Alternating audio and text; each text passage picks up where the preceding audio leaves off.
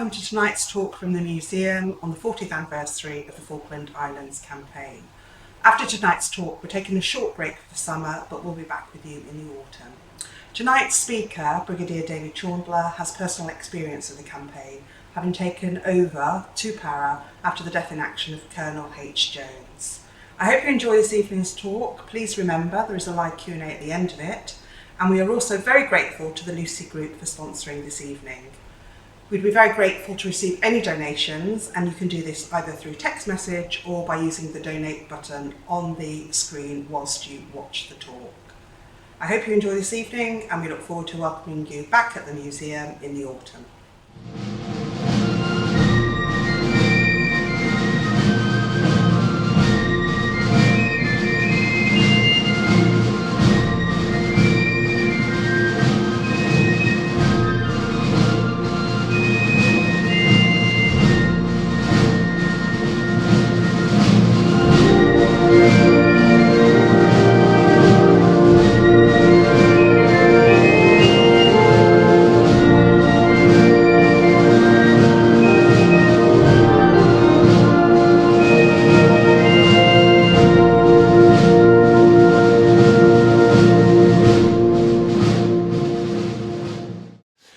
I'm David Chaundler, and I'm delighted to be here in the Soldiers of Oxfordshire Museum.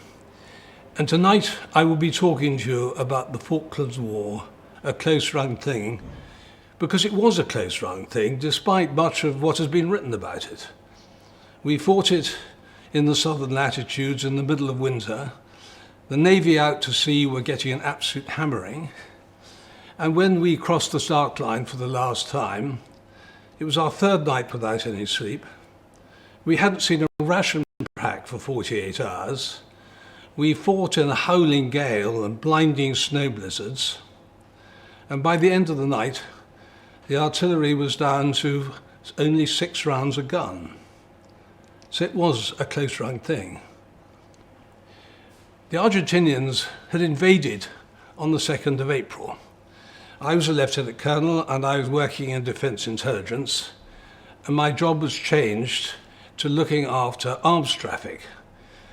And what we were trying to do is to find out where the Argentinians were buying their arms and seeing what we could do to thwart their ideas, particularly, of course, Exocet missiles.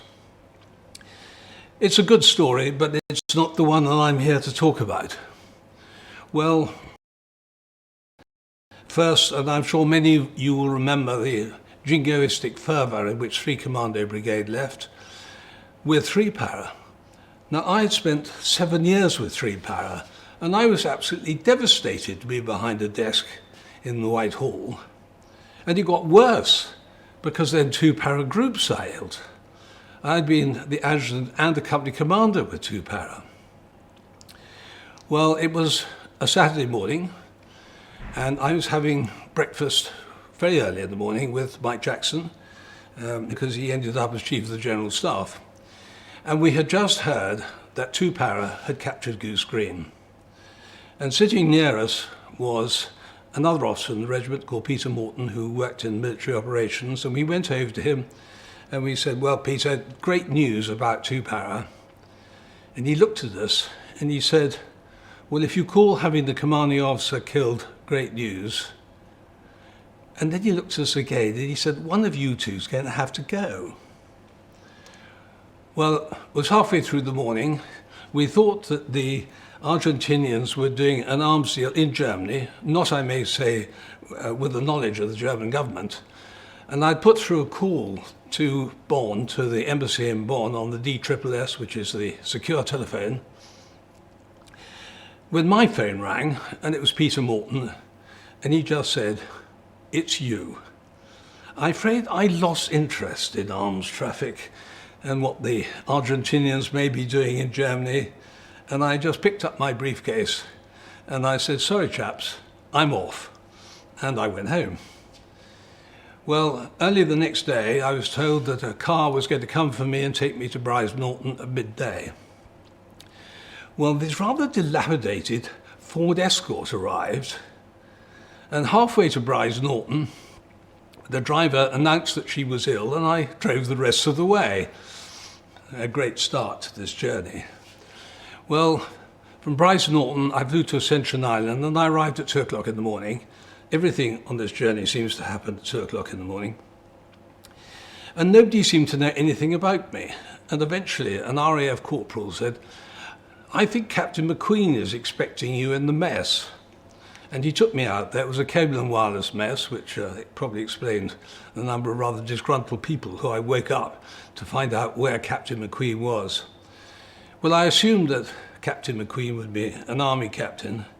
Well, when I found him, though he was in his pyjamas, it was quite clear that he was not an army captain. He was a naval captain and rather more senior than me. Well, after the usual sort of pleasantries that you have at that hour of the morning, now, I was quite concerned about my onward passage. I mean, I'm a trained parachutist, but I've never parachuted into the water before, let alone into the Southern Ocean. And so I said to him, "Mr. Mavridis, is there a PJI here?" And he said, "What's that?" And I explained that it was a parachute jump instructor and what they did, and he said, "Oh, I've never heard of one of those." And then I said, "Well, have you got any parachutes here?" And he said, "Well, actually, I don't know. We'll have to find out in the morning." And I said, "Well, did you know I was coming?" "Oh, yes, knew you were coming," he said. Anyway, with those comforting words, I spent the rest of the night sleeping on the divan in the corner of his room. Well, next day, he said, "Right, David, what we do is I now go around all the units on the island, and then at 5 o'clock in the evening, I have an O group, and I bring in all the officers commanding, and we sort out any problems." And I went round the island with him. It was very interesting, too, to see that side of the campaign. And also, actually, Ascension Island is a very interesting island anyway. Well, 5 o'clock that evening, we went into the O group, and there was a RAF group captain there, and he turned round to Bob McQueen, and he said, "Oh, Bob, Royal Air Force is taking over Ascension Island tomorrow. You'll be flying back to UK." Well, Bob looked absolutely shattered. Nobody had told him this. And then he turned to me and rather dismissively he said, "Oh, he said, "can't fly you down tonight because all my tanking aircraft are up tanking Nimrods." Well, coming from Defence Intelligence, I knew perfectly well the Nimrods were getting absolutely no intelligence whatsoever. So I rang up northward on the DSSS and told them in no uncertain terms what I thought about being got to Ascension Island at no notice and what's happening. 20 minutes later, they phoned back and said, "Top priority this evening." Well, at this stage, I got into the hands of the Army Movement Organisation. I expect a number of you have experienced the Army Movement Organisation. Well, I wasn't to be disappointed. This major said, "Right, give me your kit. It's going to be so waterproof that not a drop of water will get into it, and I'll put its own parachute on it." Well, I started that campaign without a single dry item of clothing. He then said, "I need you at the airfield at 2 o'clock in the morning." And I said, "Well, fine, but I really must have a night's sleep." And he said, "Don't worry about a thing. I shall personally come and wake you up. I shall personally take you to the airfield." The next time I saw him was at Ascension Island on the way back to UK. Well, the internal clock worked and I did wake up and I was standing outside the mess, and of course it was the middle of absolutely nowhere, Ascension Island, and I just got to that stage and I realised I really needed to do something, but I wasn't really quite sure what. When the minibus drove by, window opened, head poked out, "You the bloke we're flying down tonight," it said. And I said, "Yes, I suppose I am." And they said, "Well, hop in the back then," and it was the crew. Thank goodness. Anyway, we got to the aeroplane, and anyway, there was a PGI there was a parachute, and that was all there. And we then flew for 18 hours. It was a fascinating trip, and I really must give full credit to the Royal Air Force. I mean, my pilot, James Molyneux, had never in-flight refueled before. This was his first time, and he was having to do it for real. And now, and you've got to think about this one, the maximum speed of a C-130 is slower than the minimum speed of a Victor tanker. So the whole thing has to be done going downhill so that actually the C-130 can get enough speed up to get its nozzle in to refuel. And I gathered later that sometimes they didn't actually make the connection until just above sea level. And there are no diversion airfields over the South Atlantic, of course. And in fact, James, we had in-flight refuel twice, and he twice had to have a go at getting this nozzle in. And in fact, the second tanker, because we were flying so far south, had itself to be tanked to get there. One of the reasons it took so long to get down there is because the weather was so bad. And we were about an hour out from where I was going to drop when the PGI said, "I'm not going to let you drop because the weather's too bad." And I said, "Well, why not?" And he said, "Well, you're not water trained." Well, I'm not quite sure what being water trained meant, but anyway, he was a flight lieutenant and I was a lieutenant colonel, so that solved that particular problem. Well, my first slide here is actually looking at the tailgate down at the frigate that was going to pick me up, HMS Penelope. And the second slide is me in my orange total immersion suit going off the tailgate of the C-130. I have to say that the speed I went into the sea, if I'd gone onto the land at that speed, I would not be standing here. I went into the water very, very fast. Now, I had assumed the Royal Navy, helicopter, hook, haul me out the water, drop me off on the frigate. Not a bit of it. The hook on the frigate wasn't working. So I was just left in the sea, and it was getting dark. There was white horses. I could only see the frigate when I came to the top of a wave.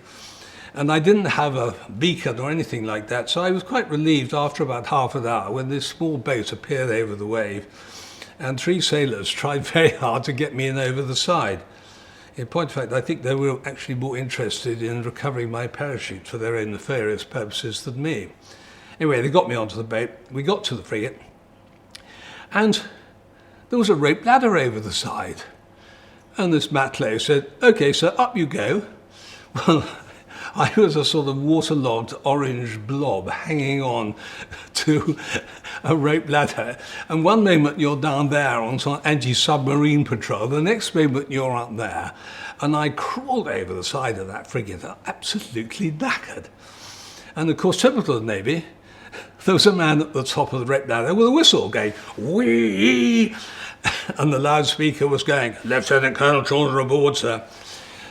Well, you know, it is extraordinary the trivia that goes through your mind, because when one goes aboard one of Her Majesty's warships, one salutes the quarterdeck. But in the army, we only salute if we're wearing headdress.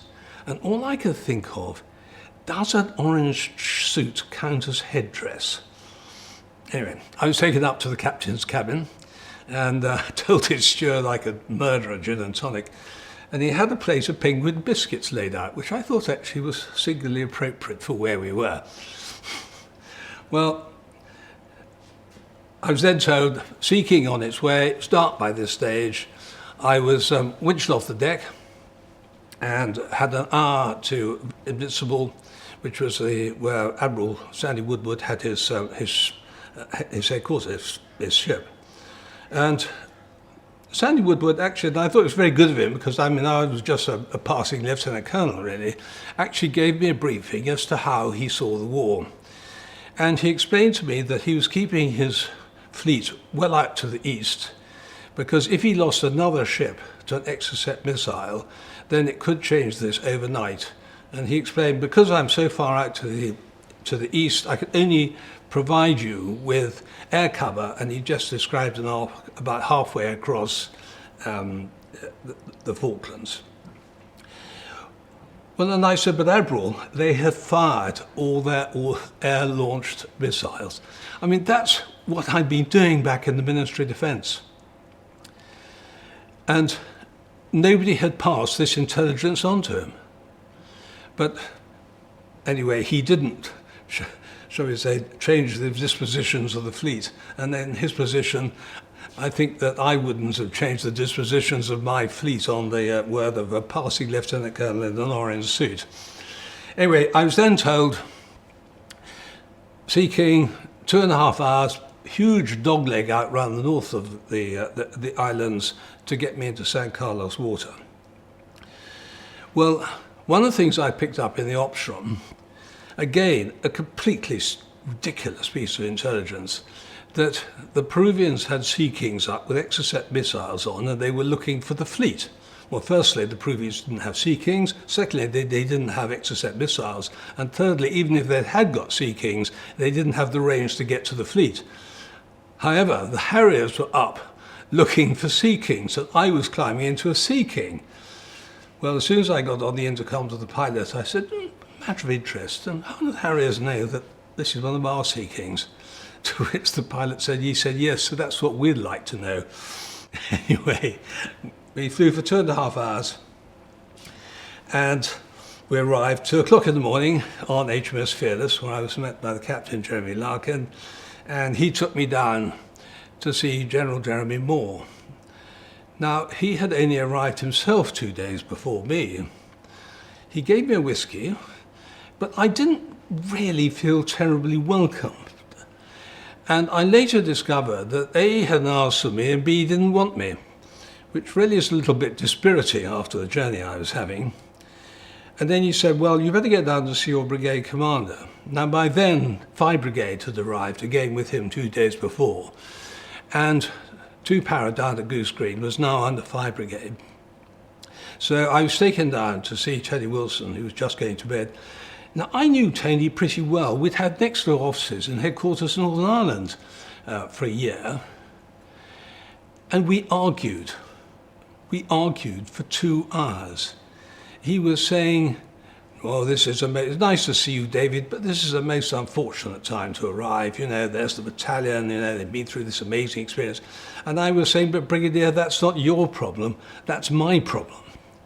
And eventually I just said, look, I've really got to get some sleep. And you think about that day, I mean, it started in Ascension Island. So he said, get ashore, go to where my tactical headquarters is setting up. I will go down and tell 2 Para that you have arrived, and I will then come back and get you. Well, I got ashore next morning. I went to his TAC headquarters. He actually visited 2 Para 5 times that day. Well, by halfway through the afternoon, I realized that he was not going to do what he said he was going to do. And so I got hold of the Sea King, and I said, can you take me to Goose Green? Yes, okay. Hopped in the back. Off we went, Sussex mounted, down, came to the hover. The loadmaster gave me the thumbs up. I hopped out, it flew away, and there was absolutely nobody there. I wasn't at Goose Green at all. Well, I sat on my pack. I didn't have a map, I didn't have compass, I didn't even have a rifle. But I worked out that actually probably what I ought to do is to walk south. And at 6 o'clock that evening, I walked into Goose Green. The first person I ran into was actually a soldier I knew, because I knew quite a lot of the soldiers in 2 Para. And he said, oh, hello, sir, what are you doing here? And I said, well, I'm your new commanding officer. And he said, oh, are you? Well, jolly good luck, sir. And the second in command knew I was coming, but it somehow seemed to have slipped his mind to tell anybody else. But I'm actually going to go back in time just a little bit then, because I would like to talk about Goose Green, because it was a remarkable victory. And I'm going to go back to the landings, because Julian Thompson, who commanded 3 Commando Brigade, had been told that he would have air superiority when he carried out the amphibious landings. So his plan was that actually, in the interest of speed, that he would resupply his brigade mainly by helicopter direct from the ships. Well, 2 things happened. The first thing is that he didn't have air superiority, and the second thing is that, of course, an awful lot of the helicopter lift went to the bottom of the South Atlantic on Atlantic conveyor. So he realized that what he had to do was to get his logistics ashore using mainly those LCUs. And I think you probably know what an LCU looks like. They look a bit like a large rubbish tip. And this, of course, was going to delay the time in which he would be ready to break out of the beachhead. And back in England, people were getting very frustrated at how slow, completely unjustified. I mean, it was quite wrong that they should be, and they really just did not understand the problems that Julian Thompson was having in them believing that he was being very slow to break out. And that Julian actually had another problem as well, because General Jeremy Moore was the designated land force commander. Now, in operations of this sort, you have a tactical commander, who will be Julian Thompson, who fights the tactical battle, and you have a strategic commander, who's actually the one who's looking back at MOD at the naval headquarters at Northwood and dealing with that side. Well, where was Jeremy Moore? He was at Northwood. Then he got on the QE2 and he sailed south, and he was incommunicado, and he didn't actually arrive in the Falklands until after Goose Green. So Julian was put in a very, very difficult position, having to carry out the role of both the strategic and the tactical commander. And he was on shore, and he was ordered to go out to Fearless, his headquarters ship, and Admiral John Fieldhouse, who's the overall commander of this operation, told him personally that he was to capture Goose Green. Now, Julian Thompson didn't think that it was necessary to capture Goose Green, because he saw the way he wanted to conduct this campaign was a concentration of force across the north of the island and take Port Stanley. And actually going down to Goose Green was really a dissipation of his very scarce resources. But orders are orders. He got hold of H. Jones and told H that his orders were to capture Goose Green. H actually queried them, and Julian said, "Afraid it's not my decision, it's come down from Northwood." And here we have this extraordinary situation, really, because Goose Green is really the battle that should never have happened. And it did happen, and we should never have won it, but we did win it. And it started with Julian Thompson only being able to allocate 2 para 3 105 light guns, because he didn't want to risk too much of his artillery outside the anti-air umbrella around St. Carlos. Besides, he also needed his artillery to support his 3 commandos and 3 para. Now, there wasn't enough transport, either ground transport or helicopter transport, for H to deploy all 6 of his mortars. So he only deployed 2 mortars, with the rest of the mortar platoon carrying the mortar bombs together with the assault engineer platoon. But to make up for this disparity of fire support, 2 para were allocated HMS Arrow. Now, HMS Arrow had a rapid-firing 4.5-inch gun, and this was the equivalent of a battery of 105 guns. Unfortunately, the gun malfunctioned very early on in the battle. So 2 para went into this battle with remarkably little fire support. Now, when we look at it in terms of bayonet strength, the garrison, the Argentinian garrison at Goose Green, had an awful lot of Air Force people there, so we can discount them. But basically, the bayonet strength of the Argentinians in Goose Green was really more or less equivalent to the bayonet strength of 2 para. But it is one of those criteria which we are all taught, that actually in an attack you need to have a 3-to-1 advantage. And normally you get that 3-to-1 advantage for the break-in, not only by concentrating your soldiers, but also with concentrating your firepower. Well, of course, 2 para had practically no firepower. And so Goose Green and the winning of Goose Green really went down to private soldiers, lance corporals, junior NCOs, and general young officers in what John Crossland, who commanded B Company, described as gutter fighting.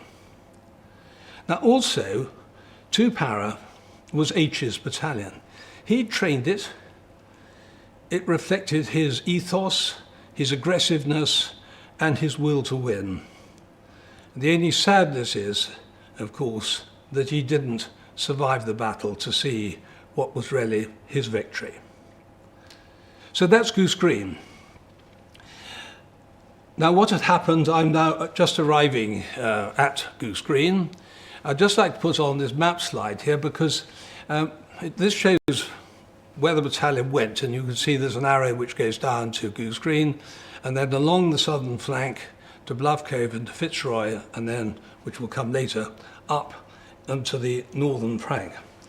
What had happened is that Tony Wilson, the brigade commander, had been given the one and only Chinook to build up the garrison in Goose Green, but also that by virtue of just a simple telephone call to Fitzroy and to Bluff Cove, it had been discovered there were no Argentinians there. So Wilson decided that he was going to leap 2 para forward in the Chinook, which would effectively open up the southern flank. Now, Field Marshal Bill Slim famously said, "Amateurs talk tactics, professionals talk logistics." There were not really the logistics to open a southern flank.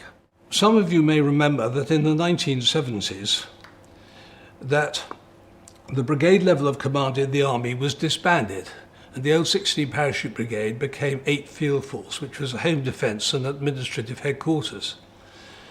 Well, it had only metamorphosed back into an operational brigade, 5 Infantry Brigade, in January that year. 5 Brigade was not a properly worked up brigade. And also, it hadn't got proper logistics attached to it. It had just had a few units which were just grafted onto it. I don't think I'm the only person who actually sees that opening up the southern flank actually prolonged that war, and we'll see some more examples of this later on.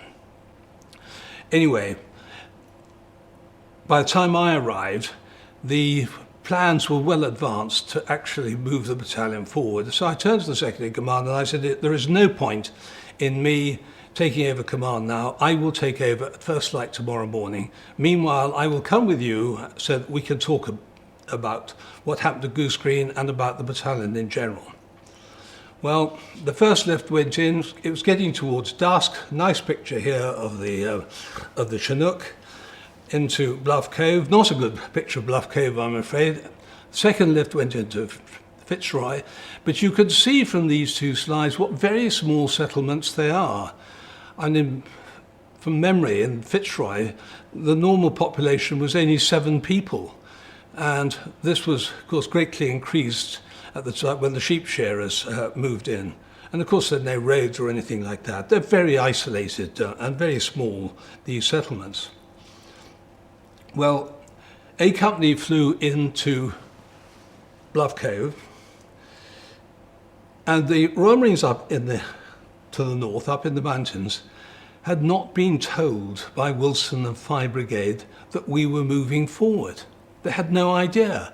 And they saw this Chinook landing in Bluff Cove. Now, the Argentinians had Chinooks, and they actually laid the artillery on to shell them, when actually a corporal in the Mounting Arctic Warfare cadre said, "Hang on, I think they've got RAF Randalls." And this lack of communication, and in fact 2 days later, 5 Brigade actually lost its signals officer when he was flying forward, because actually the Navy at sea didn't know that we had actually moved forward to Fitzroy and to Bluff Cove, and they saw a helicopter and they shot it down, and it was one of ours. Thank goodness they didn't shoot down one of the Chinooks. Well, I went on the second lift and we landed on the ridge above Fitzroy. And it was quite amusing. I think we had 84 soldiers in it because, of course, we were in light order and we'd left our burgers behind. And we were stood there like sardines. And I remember the loadmaster shouting, "Everybody sit down!" We couldn't move. Well, we landed on the ridge above Fitzroy. A patrol went down to Fitzroy to see that it was clear. It was. We then went down. I knocked on the farm manager's door, Ron Binney, and he opened it a crack. He said, "Who are you?" And I said, "We're British." And he said, "Thank goodness for that. Come on in." And we sat around his table and we had cookies and hot sweet tea, and I certainly needed hot sweet tea. Well, the next day the rest of the battalion flew up. Now, I had two particular problems here. The first problem was, of course, I had to introduce myself to the battalion so they knew who the new boss was and they knew what I stood for. And when I went round, my main message was that I would like to take the battalion back to England without any further casualties, but they must realise that we may be committed again to battle. But what I guaranteed them was that we would not be committed with so little fire support again.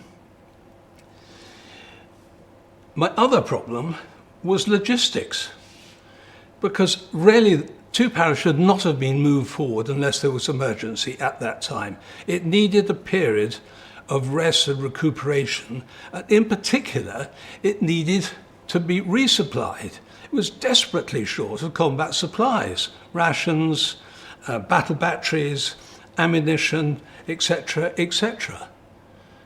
And there we were, exposed out of the front there. We didn't have our sleeping bags with us. I mean, the farm manager in Bluff Cove used to go out and slaughter sheep, and his wife used to cook them for us to eat food. He did make sure actually they were Falkland Island Company sheep and not his own. And it was going to be several days before our burgers were flowed up, meanwhile. But fortunately, of course, the settlements did have sheep shearing sheds. And so I was actually able to rotate the platoons, and the picture here of a soldier getting dry and having a brew. The other thing I did actually is I took the doctor round when I went round the battalion, and while I was talking to the soldiers, he was talking to the company sergeant major, because some of the younger soldiers were really beginning to suffer. I mean, they'd had 18 hours very hard fighting for Goose Green, and up in Fitzroy and Bluff Cove, we hadn't even had sleeping bags. And in this way, he identified 18 soldiers that we took off the mountains and we put into the community centre in Fitzroy so that they could get warm and, well, basically recover. And of course, they then were able to rejoin their companies when we moved out. Well, we were fortunate when the Scots Guards came ashore at Bluff Cove. They'd had a terrible journey, and I was able to persuade Tony Wilson that actually it would be better if the Scots Guards stayed in possession of Bluff Cove and the sheep shearing sheds there to sort themselves out, so I could move the whole battalion back into Fitzroy and we could continue getting ready for what I was sure was going to be the battles to come. And it was while we were there that this happened, the Sir Galahad. Now, up in the north, 3 Commando Brigade, they obviously needed a forward administrative area, and they had this at Teal Inlet, which was actually a very short sail from San Carlos. But 5 Brigade also needed the forward logistics area, and this had to be Fitzroy. And that was a long, long sail all the way around the south, around Lafonia to get there. And also, it was in plain view of the mountains. So the Argentinians could see. And actually, this day was a very clear day, one of the few clear days that we had. And so they could clearly see these 2 ships from the mountains. We were actually using the day to re-zero our weapons. I didn't really give much thought to these 2 ships. I mean, I assumed because I had advised Wilson to get his air defence up some days before, and suddenly there were 4 Skyhawks. I had no idea there were 2 companies of Welsh Guards on board the Sir Galahad. The leading Skyhawk, and it was a brilliant bit of flying, mast-top height, and he just dropped a 1,000-pound bomb straight into the hole that was open. And if you look at this slide, those are mainly my soldiers who are actually helping to pull the Welsh Guards off. And this slide here, this is on the left is the chaplain, David Cooper, and Steve Hughes, the doctor, loading a Welsh Guards casualty onto the Sea King. Because, of course, when the Sir Galahad happened, everything stopped. All of the all the helicopters, everything, all the resources really had to go down to actually sort out this absolute disaster. And I think it was 56 people were killed in the Sir Tristram and the Galahad. Fortunately, actually, on the Sir Tristram were a great deal of my logistics with a warrant officer, and he wasn't going to stay on a boat, on a ship in daylight, and he got them all off ashore before the attack. Well, I was delighted 2 days later when I was told that we were to go back under Command 3 Commando Brigade. And my battery commander, Tony Rice, and we flew up to get our orders. And after dealing with Fire Brigade, it was bliss. We arrived, there was a proper landing zone, there was a guide there to take us up to where the orders were, there was a chair with my name on it, we got very clear, very concise orders. At the end of orders, we were given typewritten confirmatory notes. There was only one problem. The orders made absolutely no sense to me whatsoever. And if you look at this slide, you'll see what the plan was. So what you got in the north, you got 3 para capturing Mount Longdon, then you got 4-5 Commando on 2 Sisters, and then in the south 4-5 capturing Mount Harriet. And you got us going north, following up behind 3 para to RV with 3 para ready to exploit forward. There was no way that I could have walked the battalion from Fitzroy to where I was to RV with 3 para. Well, I was the new boy on the block. I mean, I could hardly put my hand up on any questions and say, Brigadier, I didn't understand your orders. So I waited till afterwards, and I went and introduced myself. And, senior officers are not usually very good at actually admitting they're wrong, or there are better ways of doing things than the way that they want them done. Anyway, I said to Julian Thompson, I said, Brigadier, I have some difficulty orders. And he said, why? And I explained. And he said, I agree. And he said, where do you want to be? And I pointed to a point behind Mount Kent. I said, I want to be there. And he said, you'll need helicopters, won't you? And I said, I'm afraid so, Brigadier. Anyway, he just turned to John Chester, his chief of staff, and just said, fix. And Julian is now a very good friend of mine, and I must say I hold him with enormous respect. But, in fact, he thought we were at Bluff Cove. Again, there's a lack of communications between the 2 brigades. Actually, even if had we been at Bluff Cove, it would have still been one hell of a march to get to where he wanted me to be. Well, the next day, we all flew up, the whole battalion flew up to this lying up position between Mount Kent and the slide here. It was actually a nice sunny day, and it was tremendous helicopter move. We had the nets out, all the ammunition and all the rest of it, and up it flew. And we moved out at midnight. Now, what I decided was there was no point in taking the mortars, because mortars are just not viable with the ammunition. I also left the machine guns behind as well with their tripods, and I also left the blowpipe anti-aircraft missiles to defend them. And it was a very, very long night. We moved out at midnight, and you've got to remember what it's like in the Falkland Islands. It's peat, it's frozen, but your feet sink through the peat, and your feet are perpetually wet and cold. In fact, it was several weeks before I could feel my feet again after we got back. And then you have to negotiate these rock runs. You fall over on a rock run, you're going to sprain or break your ankle. And we were moving at about 1 mile an hour. Now, the Argentinians were firing defensive firepower tasks on all the likely approaches. And so we had to wiggle around where they were firing. There was one point where we were stopped by a couple of Royal Marines who said there's a minefield up ahead, and so we then had to take a big detour to the north. It was actually a very spectacular night because, of course, directly in front of us, 3 para were attacking Mount Longdon, and then over to the right there was 4-5 Commando attacking 2 Sisters. Well, it was about midday, and John Crossan, commanding B Company, stopped the column, and I joined him, and we lay on the ground. And we looked into this area called First Bush Pass, which is where we're meant to be RVing with 3 para. And there was Argentinian artillery coming down all over it. And we would just lay there for about 20 minutes, and we could see there was one area which was in the lee of Mount Longdon where the artillery wasn't coming down, and so I moved the battalion in there, and I started asking for orders. Well, it was 6 o'clock in the evening, 2 hours before last light. A helicopter landed, and the brigade liaison officer, who was an old friend of mine called Hector Gallen, jumped out.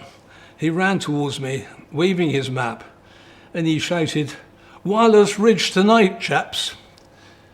Now, I think that is probably the shortest set of orders a battalion commander has ever had for a battalion attack. Well, anyway, I hurriedly put together orders from the information I had. Unfortunately, there was not time to either fly up my machine guns or my mortars, so we were actually going to have to go with what we had. Halfway through giving out orders, that I was told that my left-hand boundary had been changed, and I got the end of orders until the attack had been cancelled. Well, I flew back to brigade headquarters, and they said, no, it's actually, your attack was going to be coordinated with 5 brigades to the south, and they're not ready. It's been postponed 24 hours. Back to the battalion, and of course we didn't have our burgers with us, we'd left those behind on Mount Kent. It was the coldest night of my life. I was walking around the battalion and finding there were soldiers doing double sentry drill just to keep warm. Well, in the morning, I flew up to Mount Longdon with my battery commander, Tony Rice. Just as we were coming up behind Longdon, there was a stretcher bearer team coming down towards us, and the mortar bomb landed in the middle of it. So my helicopter was taken off to fly out the casualties. Now, Longdon was under heavy artillery fire all day, and it was not a nice place to be. And I knew I had to change my orders, because looking over the Argentinian positions, they weren't actually all where I had been told they were. But I couldn't get back to Tupara because while we were up on Mount Longdon, 4 Skyhawks actually flew underneath us, and they went to bomb brigade headquarters. Well, it's something rather good for morale when high headquarters gets a bit of stick. But anyway, fortunately, there were no casualties. It then actually went off. They went off and they bombed my echelon back on Mount Kent, actually. But again, fortunately, without any casualties. But of course, all helicopter flying was stopped. My mortars couldn't go forward. My machine guns couldn't go forward. Anyway, and it was 6 o'clock in the evening before I actually got back to the battalion, and I had to go via brigade headquarters because they were giving out orders for the following night's attack, which was actually the attack onto Port Stanley itself. Well, I excused myself from those orders, so I did need to get back to Tupara to give them new orders. Also, fortunately, in my absence, the company commanders had also been up onto Longdon, which was a good thing. So they'd had a look over the objectives. Well, I gave up the orders. Now, I'm just going to talk about the firepower, because you remember that I said I was not going to have the battalion committed again with so little firepower. Well, first, you see on this slide, CVRT. 8 CVRTs had come down with the task force. 3 Commando Brigade didn't know what to do with them, so they told them to shove off and go to join 5 Brigade at Fitzroy. Well, before we left Fitzroy, I sort of thought it might be a good idea to have 4 of these vehicles along with us. And I knew from my time at Tristram that the nominal ground pressure of a CVRT is actually less than a boot, so that anywhere a man could go, so could the CVRT. Well, I got hold of one of the troop commanders, the Lord Robin Innes Kerr, and I said, Robin, do you want to see the wall? He said, yes, sir, yes, sir, where is it? And I said, well, you be at that grid reference tomorrow morning on that frequency, and I will call you forward when I know where I want you. And he looked at the map, and it was back over the mountains, which he's just driven in the opposite direction after being fallen out by 3 Commando Brigade. But anyway, he was there, and actually I was able to call him forward, and actually they were absolutely brilliant. Next slide is the 105. I had 2 batteries of 105s, and the next one is I had a ship out at sea, HMS Ambuscade, and in fact at one time I actually had 2 ships. Well, this is my plan of attack. Phase 1, D Company onto that position. Now, this was a position that 3 Para had given me a good reference as being where they had a company. Now, I was sure that actually it was an Argentinian position and not 3 Para.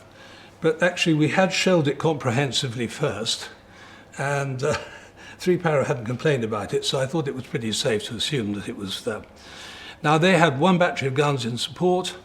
They had another battery of guns which was supporting, and you can see the main position in the centre, that one, and then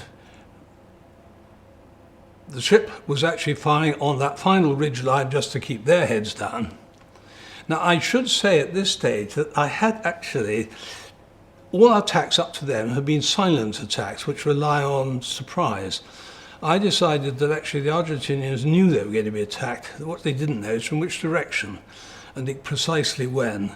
So I actually had gone for a noisy attack. So we actually did comprehensively shell all their positions before we attacked them. Phase 2 was, and I should say with the D Company attack, of course, there's a 90-degree shoot. You can see where I had the tanks and the machine guns, and 90-degree supporting shoot onto that position. Phase 2 was A and B Company attacking in line. The main position, and the main position is such that it was a low valley, and so we could give covering fire until quite late on in the attack. And each company had a battery in direct support. Then phase 3 was a rather small one. We were told there was a platoon position there. And so I had used C Company. Now, C Company is our patrol company. They're organised in patrols, 4-man patrols, and I'd used them to go ahead of the battalion and to hold the start lines. And in point of fact, that attack turned out to be a bit of a non-event.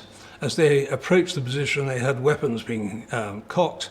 When they got up onto the position, there wasn't anybody there. They did claim there were a number of pairs of boots which were still warm, but that may be a bit of hyperbole. And then there would then be a pause in the attack while we resupplied. The tanks had to go back to be resupplied, and then they had to go forward. Ammunition was being flown forward, and casualties were being flown back. And then a wide flanking attack by D Company all along that final ridge line. A grandstand shoot the ship, 2 batteries of guns, and of course the machine guns and the mortars giving them a 90-degree shoot. We were just about to start the attack when I got a message that they had a map back at the battalion headquarters, which I really ought to go and see. Well, I went back, and it was a captured Argentinian map, and it had a minefield right across our main axis of attack. And I went back to where my attack headquarters was, and John Tristram was there, and I said, "John, we got a minefield out there." And we just looked at each other and shrugged. And he went back to command his company, and we then got on with the attack. Now, you may find it quite surprising that I actually put the whole of the battalion, or 2 companies of the battalion, and also my attack headquarters, through a minefield. But you've got to realise that actually our main aim was to capture the objectives. Casualties are actually of secondary consideration. And if I was to lose a few men on that minefield, and indeed I might have lost myself on that minefield, well, so be it, as long as we captured the objectives. Well, curiously enough, the attack went more or less according to plan. And so I'm not actually going to go into everything that happened that night. I mean, obviously there were things that needed to be changed and adjusted. But I will say that it was halfway through the night, and I had Hector Gullen, the brigade liaison officer, with me. And he turned to me halfway through the attack, and he said, "David, you're really enjoying this, aren't you?" And do you know, I was. I've spent 20 years training to do this, and I was doing it, and it was working. And I'm not ashamed to say that I was enjoying it. And I know, we had soldiers killed and wounded that night and all the rest of it. Well, first light next morning, D Company had taken those last 2 objectives. We were actually counterattacked twice. Anytime the Argentinians did counterattack. And then we were on that final ridgeline and we could see Port Stanley. And there's a slide here, and you can see that it's actually, some of it is burning. Unfortunately, some of our artillery had gone into Port Stanley. They killed a couple of civilians. And then standing on that ridgeline, I saw this extraordinary sight of the collapse of the Argentinian army. And they were coming out of the ground, across the valley, down below us in Moody Brook, like columns of ants, heads down, defeated, heading back to Port Stanley. Well, we were in 7th. I had my tanks up, my machine guns up, my mortars were firing into the valley, the scout helicopters appeared and fired SS-11 missiles into the valley. I closed up my 2 other companies, A and B company, up onto the final ridgeline, and we were just tearing up that piece of real estate with high explosive and machine gun fire. And then something up there said, you can't do this anymore, because there is a moral aspect to war. And so I ordered a ceasefire, which was some 7 hours before the ceasefire, the official ceasefire. Well, my next thought was, because there was a big attack planned to take Port Stanley that night, and of course that would have involved fighting amongst the houses and the civilian population. My next thought, we must get in there before they have time to reorganize. Well, the trouble is that communications were not working well. And I was getting really stupid questions like, how many Argentinians can you see? Well, I ordered B Company down to go down through Rudy Brook onto the high ground on the other side, A Company to follow behind. And when the helicopter landed behind the ridge with Julian Thompson in, the brigade commander, he was obviously as frustrated as I was by the lack of communications, but he didn't really know what the situation was, and he'd come to see. Well, I was standing out on the forward slope feeling pretty pleased with life. Anyway, he looked over the edge of the ridge and he obviously thought, my God, I've already lost 1 commanding officer from 2 para. And he rushed out and he rugger tackled me. And as we got off the ground, I said, it's all right, Brigadier, it's all over. We've just got to get in there. And anyway, so we walked out off Wireless Ridge behind A Company and onto the road into Port Stanley. And there's a slide of A Company going down the road into Port Stanley. Well, he peeled off quite rapidly and took to his own tactical headquarters. And I then started getting orders to stop. Well, I must confess to having a bit of difficulty with my map reading. It might have been because my map was upside down, I don't know. But anyway, 9-3 East, it's back there, oh dear. And I still kept getting messages to stop. I understand actually they were coming from force headquarters. Anyway, and so I told my radio operators to switch the radios off. And where I actually stopped, which was in the town, which was level with the Old War Memorial, which was a sensible tactical place to stop. Also, it was level with Government House, which is where Menendez, the Argentinian general, had his headquarters, because actually to go overrun his headquarters when we needed somebody to negotiate a surrender with would also been a mistake. And really that is where our war ended. But actually I want to make one more point. Many of you will remember the 1970s. It was a ghastly decade. Frequent changes of government, the devaluation of the pound, the oil crisis, the 50-mile-an-hour speed limit, the 3-day week, frequent strikes, the dead weren't being buried, the rubbish was piling up in the streets. Many of us spent years. I spent 3 years in Northern Ireland in what seemed like an endless war. And then Margaret Thatcher came into power, and in 1982 she was hugely unpopular. And then the Argentinians invaded the Falkland Islands. Now, I was very, very lucky that I was part of it. But the Falkland Island victory gave back this country its pride and its self-belief. But in this 40th year, let us not forget those people who died and those who came back to this country who were physically and psychologically damaged. Let us not forget them.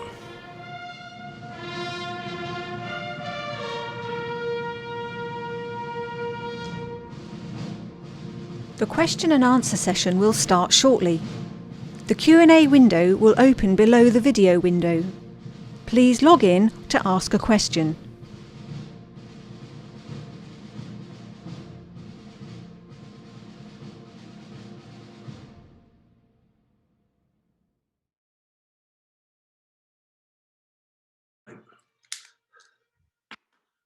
Hello, everybody, and thank you very much for joining us tonight, and welcome to the Soldiers of Oxfordshire Museum this evening and the live Q&A.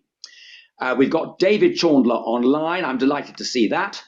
And I must make plain, first of all, that David's link with Oxfordshire is about as strong as you can imagine. He was born in Oxford. His parents were both graduates at Oxford University.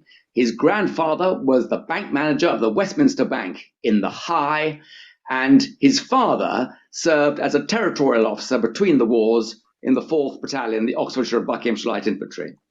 So, David, you have got probably better credentials than most people to be a soldier of Oxfordshire, and we're jolly grateful to you tonight for talking to us and for presenting your story so beautifully. Thank you very much indeed. Questions. We've got some questions coming in, I'm delighted to see, and I think you're going to recognize some of the names of the questioners too. One thing I need to clarify, first of all, Henry Spielberg has asked a question. He's one of our trustees, and his question really is about your mention of the Peruvians. This distance from the war, it may have come as a surprise to some of your viewers, and it would be helpful if you could just explain how they come to be mentioned here.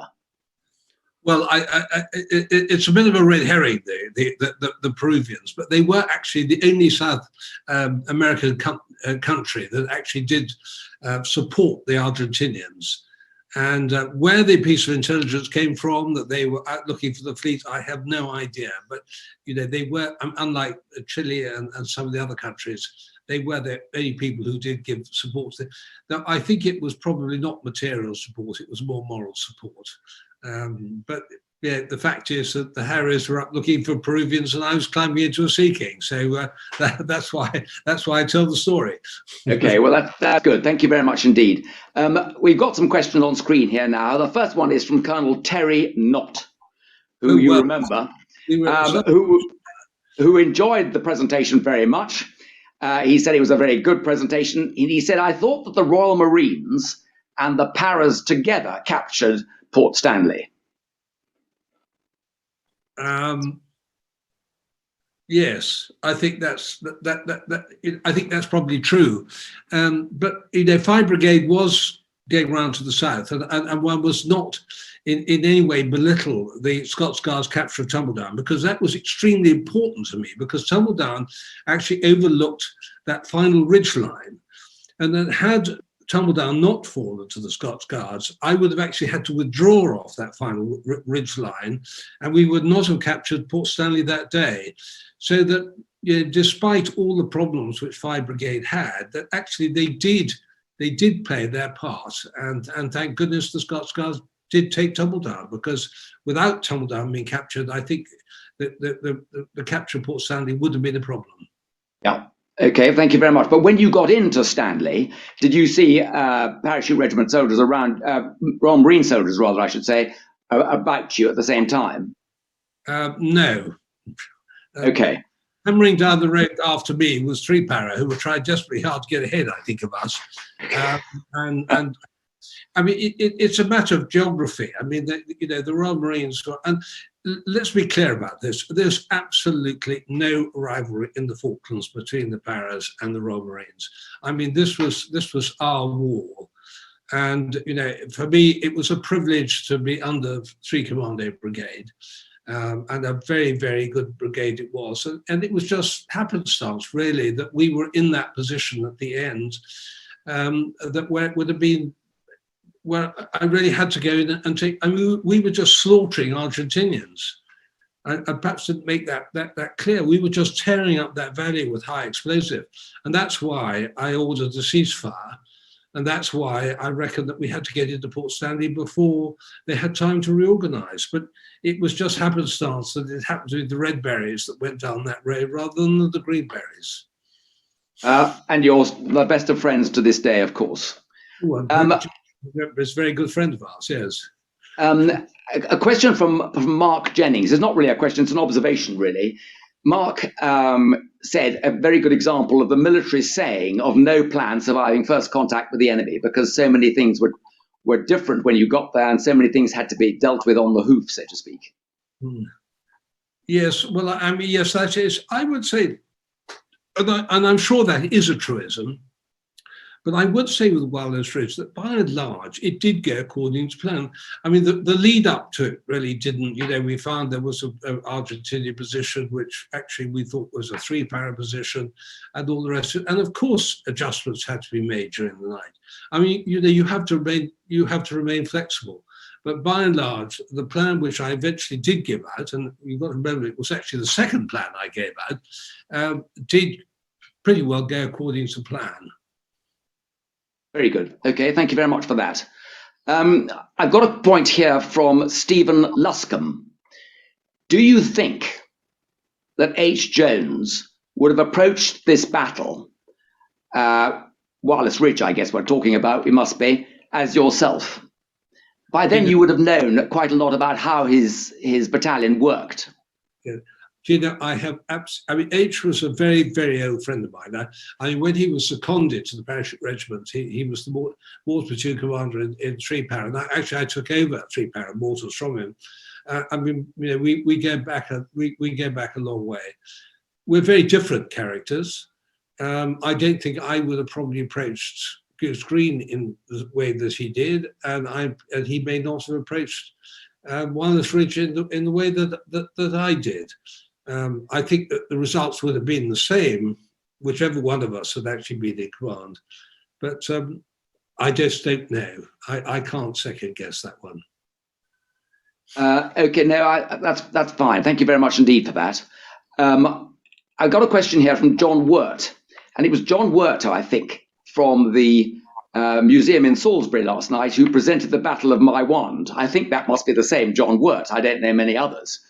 And he's asked a question really about, on reflection, was the strategy of bringing in a replacement CO, David, was that strategy the right one to replace the trained second in command, who had been in position for some time, of course? Well, John's getting his aim back, because I asked that same question about strategy last night, and the main one. Yeah. Yes, I know that it was perhaps controversial, and that there were people who were surprised that Chris Keeble, the second in command, was not allowed to continue on in command. I had actually been penciled into command 2-para rather, and of course, because I was a parachutist back in England, the Colonel Commandant, and of course it was also up to the Military Secretary's branch, decided that actually that I should go down, and the means was there for me to go down to take over the battalion, and I must say I feel very sorry for Chris. I mean, he brought the Battle of Goose Green to a very successful conclusion, and I have to say that he did nothing but support me as the commanding officer, and it must have been a great disappointment to him, but that's the way the system works. Fine, thank you very much indeed for that. The next question really is, here we are, poor communications. This is from Chris Lawrence, who is one of our trustees at the Soldiers of Oxfordshire Museum. Poor communication seems to be a common issue in major operations. It's a bit of this business about no plan surviving first contact with the enemy. What went wrong, do you think, on the communications front this time? Was his question. Well, the only time I had a very good signals officer called David Innes, who actually, I mean, for example, when the battalion moved forward to Fitzroy and to Bluff Cove, I mean, he put in a rebrace station purely on his own back, so that we could actually communicate. I think the only time when communications were a problem was right at the end there, when I was really trying to get authority to go into to go into Port Stanley, and everything was having to be relayed. And I mean, those of you who've been down to the Falklands will understand the terrain, will understand that under the communication systems, the Klansman radios that we had at that time really were not terribly good. And I can understand why I was having difficulty with communications. And that's why I was getting, and everything was having to be relayed. And I was getting messages like, how many Argentinians can you see? And this was being relayed perhaps via 2 people. Well, you can imagine me standing on that ridge and getting a message like, how many Argentinians can you see? I mean, I just got so frustrated with it, really. And that's really when I decided that this is absolutely ridiculous. We've just got to get in there before they've got time to reorganize. But that was actually, I think, the only time where we really did suffer from poor communications. And that's really why, Julian Thompson was obviously as frustrated as I was. And that's why he flew forward to find out what was going on. But you also, David, drew attention to the potential blue on blue, but the lack of communications between the 2 brigades, which didn't allow 5 Brigade to know that you were coming. That, of course, is a different sort of communication. This isn't radio communications. Yes, I really cannot explain why it was that Tony Wilson moved us forward without informing 3 Commanding Brigade. I think that it may be because had he actually asked, by that time, Jeremy Moore was down south, so there was a force headquarters there. And it may well have been that, Tony Wilson was put in a very difficult position. He was commanding a not a proper worked up brigade. And I think that both you and I have commanded brigade. So we had we been down there, a good red-blooded army brigade commander would have wanted to see some action. And he wanted to see some action for his brigade. He wanted to get his brigade into the war. Probably it might have been vetoed. And so he went ahead and he did it. And, that's all I can explain. That's all I can explain what he was up to. And, the opportunities he was there, Bluff Cove and Fitzroy were unoccupied. He had a Chinook. The Chinook was meant to be building up the garrison of Goose Green, and he misused the Chinook to leap us forward. Now, whether that was the right decision or not, personally, I think it was a wrong decision, but there will be others who will think that it was the right decision. It's a matter of opinion. David, I got a question for you from Tim Jones. Oh, yes, well, of course. Tim, nice to hear from you. Tim Jones says, well done. What an excellent talk. Thank you very much. Can you talk about the casualties a bit? What casualties did you have in your time? Both medical, really, and battle casualties, and also weather casualties, cold weather casualties. There must have been plenty of those. You mentioned some of them anyway in the later part of your talk. Well, I had an absolutely brilliant battalion doctor. And as I mentioned in my talk, when I went round talking to the soldiers, he went round because he was identifying with the company sergeant majors, which practically all younger soldiers were actually really beginning to suffer. They had 18 hours hard fighting for Goose Green. We didn't have our sleeping bags. We didn't have enough rations. It was pretty bleak, really. And he identified 18 soldiers. Now, under normal circumstances, they would have become battle casualties and they'd have gone back in the chain and we'd have never seen them again. And he, with the company sergeant majors, took them off the mountains, put them into the community centre in Fitzroy, where they were warm, they were well fed, and so they were able to rejoin their companies. And I think that those were probably the only cold casualties. I don't remember us having any other ones, actually, and it was really preemptive. And I give credit to Steve Hughes, the doctor, for that. Now, the casualties coming out of the casualties coming out of Wireless Ridge, and I think that you've probably got John Greenhalgh lurking somewhere out there, who was our extremely brilliant scout pilot. I mean, a lot of the reason why we won the Falklands is because there were an awful lot of people who actually didn't wait for orders. They knew what to do, and they got on with it. And John, I think, is a prime example of that, whether it was ammunition resupply at Goose Green, whether it was the flying out of the casualties on Wireless Ridge, or indeed, and I mentioned at the end, whether it was just coming forward with arming his helicopters with SS-11s and firing at that battery in the valley. And I think he's probably a better person actually to talk about the procedure for casualty evacuation, which was actually pretty remarkable, bearing in mind that we never lost a single soldier, either at Goose Green or at Wireless Ridge, once they got into the casualty evacuation chain. Well, you seem to already know that Colonel John Greenhalgh is listening into this, and I'm glad to say can actually join us and give his side of the story, because I think it's a remarkable tale, John. Well, we did what we had to do. You've got to remember, we'd started our story with 2 para in Kenya before Christmas, because my flight had supported Colonel H. Jones and the Second Battalion Parachute Regiment during all that Kenya training, which set up the battalion so well for what was to come at Goose Green and on Wireless Ridge. But to come specifically to Wireless Ridge, of course, it was a night attack. The weather was atrocious. And as David described, the battle unfolded, and we came up onto that rear ridge, knowing that we were going to have to take out casualties because we'd been told.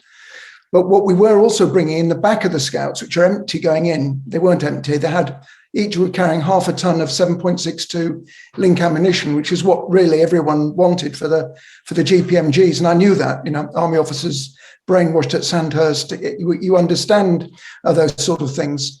But one of the challenges was obviously trying to find casualties. We're all working no lights. I'm in a scout pair. I've got a guy called Sergeant Kalinsky, Parachute Regiment, behind me. And the casualties were, the first ones we picked up were from A and B Company, which were in the low ground in front of this ridge. And on the ridge to my right, I can vividly remember the SF machine guns were just drilling tracer fire onto the next ridge. I think probably onto the objective that A and B Company were trying to take. And we needed to go down underneath the SF guns into the low ground to pick the casualties up.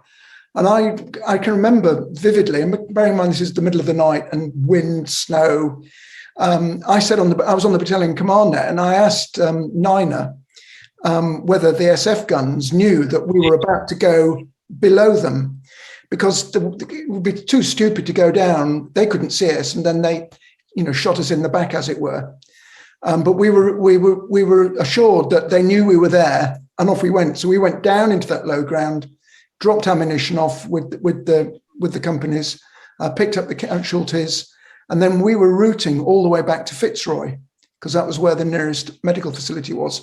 So we were going around the back of Mount Kent and through the mountains in all this horrendous weather, and then routing back again. And again, my vivid recollections is incredible snowstorms. You're in a pair of scouts, and you're being very careful not to run into each other, because you've got to stay close, because if you go more than 50 meters apart, you lose sight of each other. And then coming back up onto the ridge and moving forward. And of course, D Company were working their way down the right-hand side up onto the ridge, picking up more casualties, dropping more ammunition off, and basically just working the ridge. And the guys we were going on to pick up were very smart, because they'd have a handheld torch, and they'd be obviously pointing back the way they'd come. And we could see the torch, so we could find them in the dark.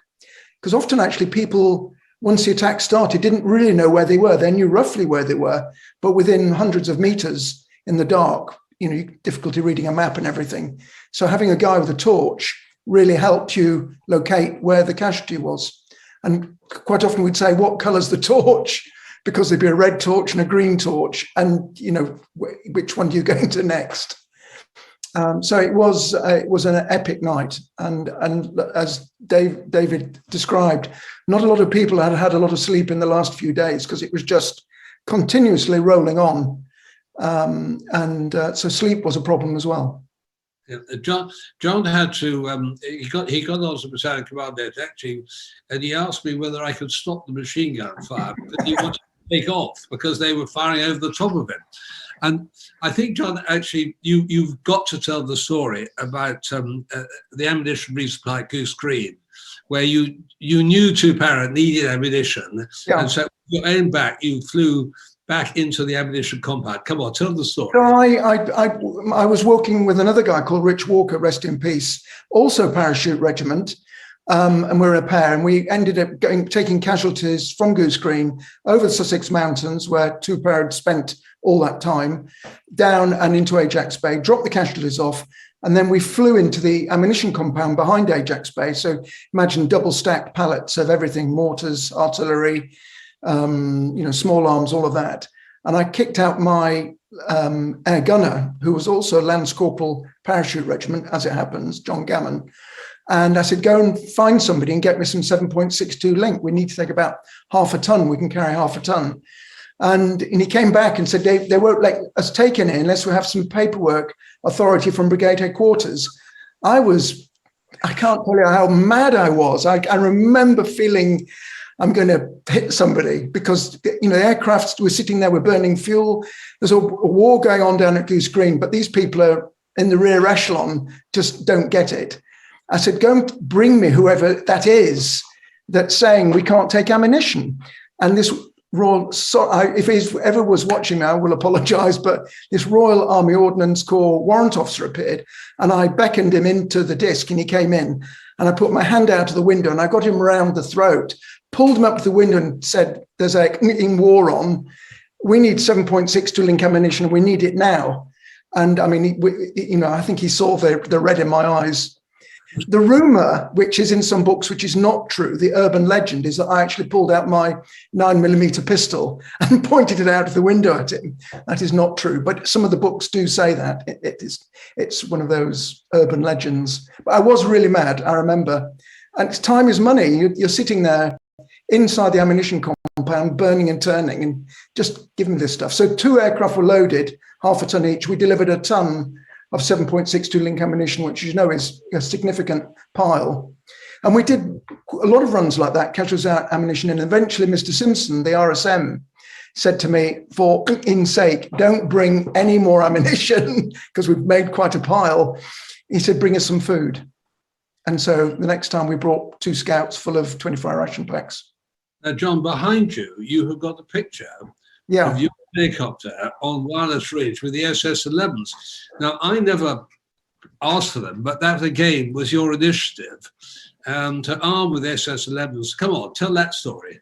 So we worked the ridge all night. We were in and out, casualties out, ammunition in, and then we came back, and it was just getting light. And we came up onto the ridge, and my recollection is Chris Keeble, 9 Alpha, and he knew me really well. And he said on the radio, "Have you got your goodies?" And I presume he meant the missiles, but we didn't have the launchers on. We took the launchers off to keep the aircraft light so we could carry ammunition. And and so I said, "No, but we'll go and get them." And we only had to go back down to Estancia House, it's like a 5 or 6 minute flight. They knew we were coming. We put the rocket launchers on, loaded 4 SS-11 missiles, and I set off. And eventually 2 Royal Marine Scouts were allocated to me because I was back, like you were, I was back under command of 3 commando brigades. I was back under Major Peter Cameron. And so I set off by myself to start with, and they came along 5 or 6 minutes later. And then when we got up onto the ridge, I hadn't seen it until I got there, but the challenge for the battalion had been they could see the pack howitzer battery. It was just to the east of the big Beaver hangar, and they were at fire for effect. And the rounds, we now know, were going up onto Tumbledown because the Scots Guards were supposed to get hold of Tumbledown by first light, but as usual, the battle hadn't quite gone accordingly, and they hadn't taken it. And the Argentinians were just pummeling them with artillery. So I elected to, I had 4 missiles, so I fired 2 missiles, and we took out the guns, the command post, and the 2 Royal Marine Scouts arrived with another 8 missiles between them, and we took out the ammunition and the guns. And in fact, as you said, I could see people bomb bursting in every direction, like ants running away, because I think once we'd hit a couple of the pieces, they knew that it was over. It was no use them going on firing because they were going to get killed. So they were running in every direction. And and then the whole thing just, it was over. I think it was credited with being the last big thing. And I think anybody who's down on the other side of Moody Brook would have just thought, this is over now. We have been beaten fair square. 2 Para are up on Wireless Ridge, Scots Guards are up on Tumbledown, 4-5 Commander have taken 2 Sisters, and they're descending on us. And that what they wanted to do was to rush into Stanley and try to get as far down the town as possible without getting killed. Yeah, John, thank you. David, actually, on casualties, it's a question which I often get asked, which is actually the minefield. Yeah. We actually didn't take any casualties on the minefield. It's there, and in fact, when I was down 4 years ago, they were just lifting that minefield. And it is interesting what goes through your mind in these particular occasions, because, and again, it's often it's trivia. And I remember that when I was at Tristram, that my statistics professor had said the chances of standing on a mine, if you go through a minefield, are very unlikely. When I went back to teach at Tristram, I got hold of him and I told him I'd tried it out. And he was absolutely appalled, of course. But I always tell that story because actually it's the mindset, you know, that we had to capture those our objectives. And if there was a minefield there, which we hadn't known about before, then we just had to go through it. And we were just very lucky. And maybe, you know, maybe it was so cold that actually the detonators didn't work or whatever, but actually we didn't lose any. But I tell that story because, you know, it's the mindset of actually, because you have to recognize that as a commanding officer, that if you're in the position which I was, that actually the casualties are of secondary importance. And frankly, if you haven't got that mindset, then actually you're in the wrong profession. Good, okay, thank you very much indeed for that. I've got a question here, David, on screen from Simon Sumwanson. I don't know Simon, but he says, how do you think the war changed political opinion and morale back in the United Kingdom? The supplementary was, what was it like coming home? Coming home wasn't easy because we'd changed. And, you know, I remember we were arriving at Brize Norton and, you know, the band was playing and the families were there. And I think every general in the army was there at the bottom of the gangplank to meet Hugh Pike and I from Three Barrow. And Prince Charles was there. And I remember we were driving back through nice green fields and the sun was shining and the cows were in the fields, as if nothing had changed. And I think that this is one of the reasons why people suffer from PTSD, is because unlike the First and the Second World War, where the whole of the community really went through the stress. I mean, yeah, they were bombed, they had relatives, they had friends who were killed and all the rest of it, rationing and all the rest of it. When you come back from the modern wars, and Dave, you will know this from your own experience, you come back into a community which has got absolutely no idea as to what you've been doing and what you've been up to. And I think it's this dislocation from what you've been through and what the people back in home have been through, because nothing's happened to them. And I think a lot of modern PTSD is actually caused by this dislocation. You know, I could talk for quite a long time on it, but I think probably best not to. No, I think that's a very good point to make, and thank you very much for doing that and for making it so gently but so sensibly. I think the other thing, of course, part of the question was about morale back here in the country. People, certainly the government was crowing about this. Well, I know, and I think, and as I said right at the end there, you know, I really think that actually the Falklands and you know, we who went down there were very fortunate because we were part of it. I mean, it gave back this country its self-respect and its pride. And actually, and I think there's quite a lot of evidence too. For example, the Russians who really written us off, the Warsaw Pact, suddenly actually started to take us seriously. And I think that the world was pretty surprised, actually, that we were prepared to actually take on a war 8,000 miles from home and win it. And of course, as we all know, that Margaret Thatcher, from having been hugely unpopular, she won what, the next 2 elections, was it? Really, on the Falklands factor. It was 3. I've just been corrected by my wife. 3. Very good. Okay, well, thank you very much for that. About lessons learned, lessons will have been learned at every level, of course.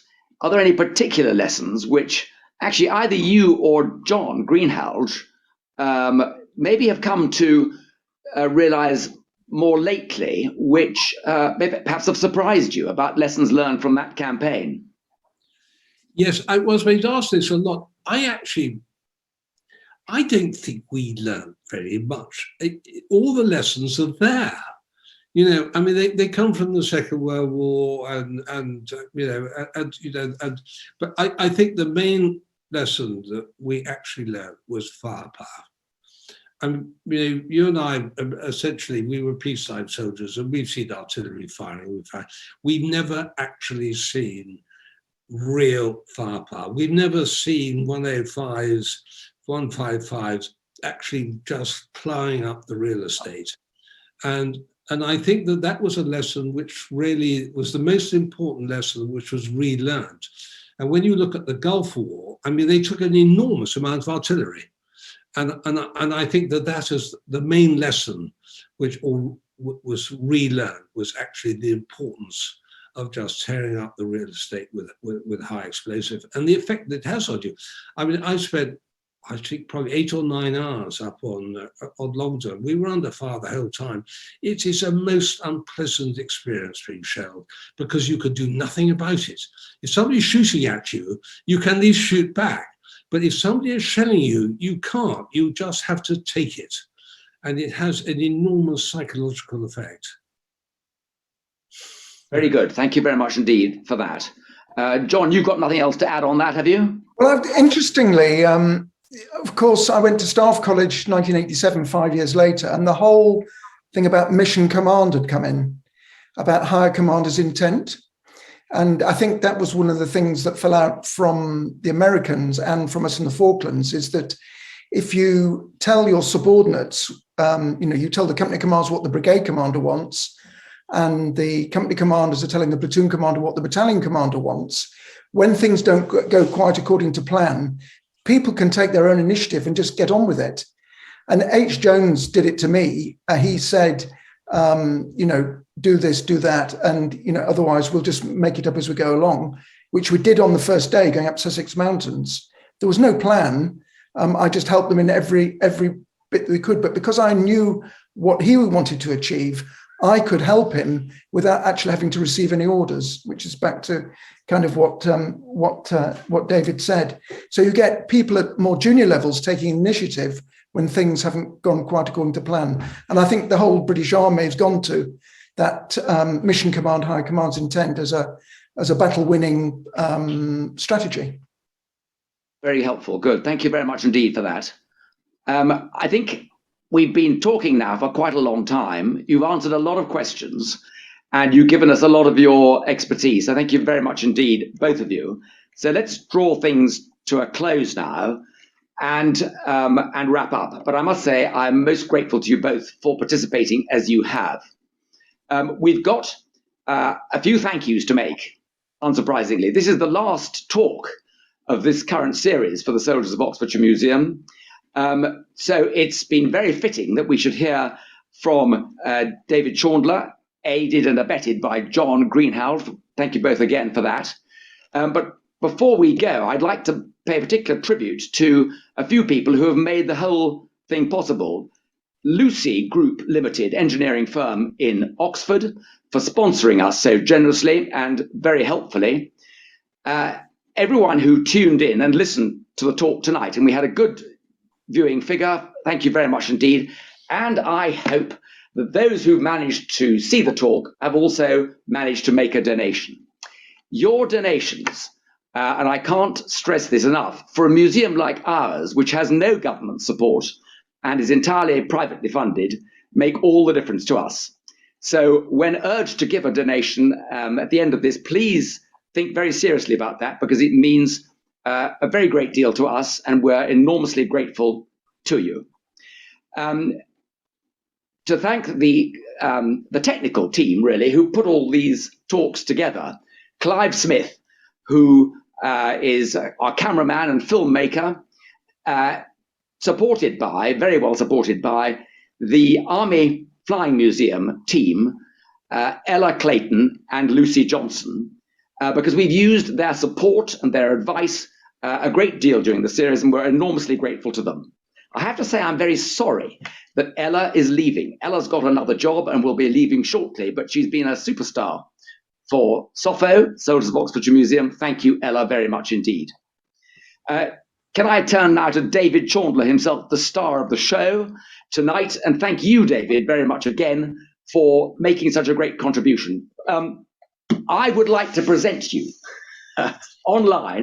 It'll come in the post, but this is the book. It's the Great War history of the 52nd Regiment. Now, you are an airborne soldier. You may not know a great deal about the 52nd, other than the fact that it was they, 100 years after the Great War, 130 years after the Great War, who landed at Pegasus Bridge. Same chaps, so to speak, wearing the same badge. And this is a wonderful history, a latter-day history of the Great War, you could say, written only 25 years ago by Simon Harris, a doctor, an anaesthetist, I should say, who has done a beautiful job on this book, made it very readable, beautifully illustrated, splendid diagrams and maps, and it's going to be a great addition, David, to your bookshelf. I should advise your wife about it after she's had a gin and tonic before dinner tonight. But thank you very much. You'll be receiving that from us, and we're most grateful to you. Well, thank you very much and I shall look forward to receiving the book.